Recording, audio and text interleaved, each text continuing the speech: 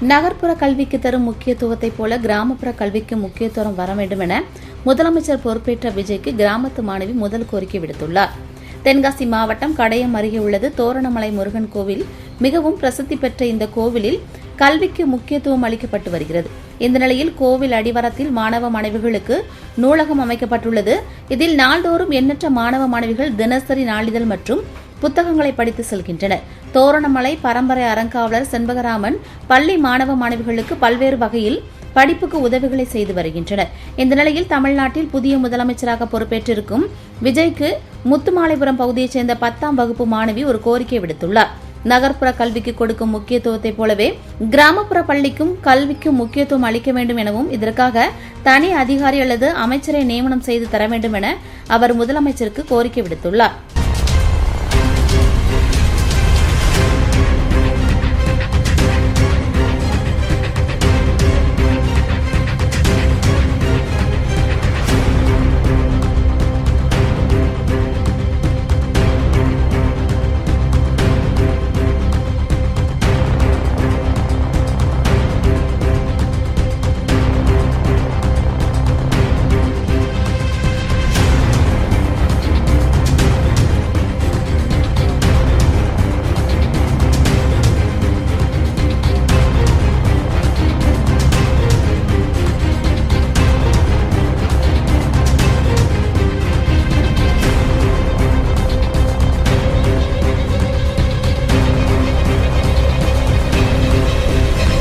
மாண்புமிகு தமிழக முதலமைச்சருக்கு வணக்கம். என் பேர் சிவரமா. நான் 10th முடிச்சிருக்கேன்.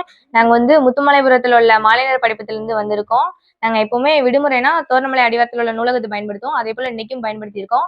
நீங்க இன்னைக்கு முதலமைச்சராக பதவி வச்சிருக்கீங்க. உங்களோட ஆட்சி சிறப்பாக நடைபெறணும் அப்படின்னு சொல்லிட்டு நாங்க எல்லாருமே தோரணமலை ஸ்ரீ முருகனை பிரார்த்திக்கின்றோம்.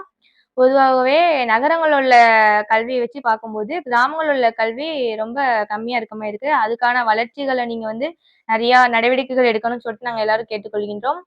அதுக்கு சிறப்பு அமைச்சர்களையோ இல்ல அதிகாரிகளையோ நீங்க நியமிக்கலாம்னு சொல்லிட்டு நாங்க எல்லாருமே கேட்டுக்கொள்கின்றோம்.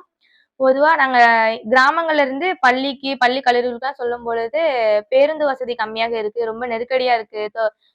வாசல்ல நின்னு தொங்கிக்கிட்டு போற மாதிரிதான் இருக்கு. அதுக்காண்டி நீங்க பேருந்தெல்லாம் எல்லாமே பண்ணி தரணும் அப்படின்னு சொல்லிட்டு எல்லா சார்பா நான் கேட்டுக்கொள்கின்றேன். உங்களோட ஆட்சி எல்லாத்துக்கும் ஒரு எடுத்துக்காட்டாக இருக்கணும் அப்படின்னு சொல்லிட்டு தோரணமலை ஸ்ரீ முருகன் மீண்டும் மீண்டும் பிரார்த்திக்கின்றேன். நன்றி, வணக்கம்.